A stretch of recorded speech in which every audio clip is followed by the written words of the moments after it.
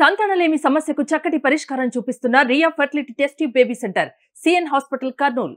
ఎప్పుడు కూడా చేసుకోవాల్సిందే, ఎందుకంటే ఎంత నీట్ గా ఉంటే పిల్లలు అందరూ కూడా ఆరోగ్యంగా ఈ దోమలు, చికెన్ గున్యా, ఈ డెంగ్యూ ఇవన్నీ కూడా ఏమి రాకుండా చాలా నీట్ గా మెయింటైన్ చేసుకోవాలి ఆ ఊర్లని.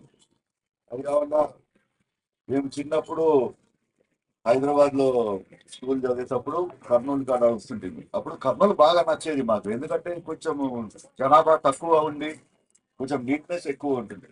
అలాంటిది జనాభా ఎప్పుడైతే పెరగడం స్టార్ట్ అవుతుందో ఆ నీట్నెస్ అనేది కూడా రాంగ్ అయిపోతుంది. నాకేం పట్టిందని రోడ్డు పైన చెత్త వేసుకోవడం, వెళ్ళిపోవడము, కొంచెము కాలువ అడ్డం పడిన కానీ ఊక కట్టబెట్టి గెలిపితే కూడా చెయ్యని రోజులు ఇది. ఈ రోజుల్లో సొంత పని చేయడానికి కూడా బాధపడే రోజులు ఇది.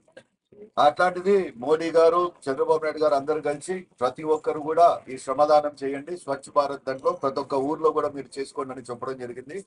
అదే మూలంగా ఈ రోజు రావడము, ఇక్కడ మస్కిటో స్ప్రే కొట్టడము, దాని తర్వాత ఆయిల్ ఇక్కడ కాలువలో వేస్తే ఆ మస్కిటోస్ గుడ్లు పెట్టకుండా డేంజరస్ కాకుండా అది అరికట్టడానికి ఒక ప్రయత్నం చేస్తున్నారు ఈయో గారు.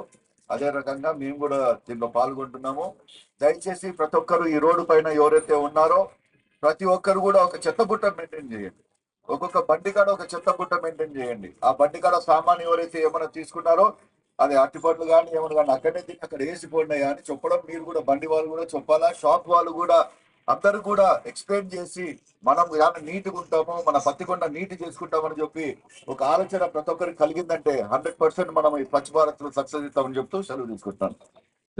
మనం బాగుంటే ఆరోగ్యం బాగుంటుంది, పల్లెలు బాగుంటే పట్టణాలు బాగుంటాయి, పట్టణాలు బాగుంటే దేశం బాగుంటుందని గాంధీ తాత గారు ఏదైతే చెప్పారో గ్రామ స్వరాజ్యం కోసం అని చెప్పి వస్తా ఉన్నాం.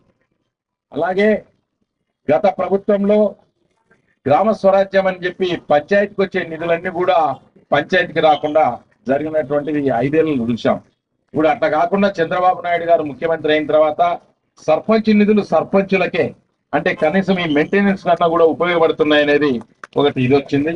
అందులో భాగంగా ఈరోజు మీ పత్తికొండ ఎమ్మెల్యే శ్యాంబాబు గారు పిలుపు మేరకు మేము ఇక్కడికి వచ్చి స్వచ్ఛ భారత్లో పాల్గొనడం ఎంతో సంతోషంగా ఉంది.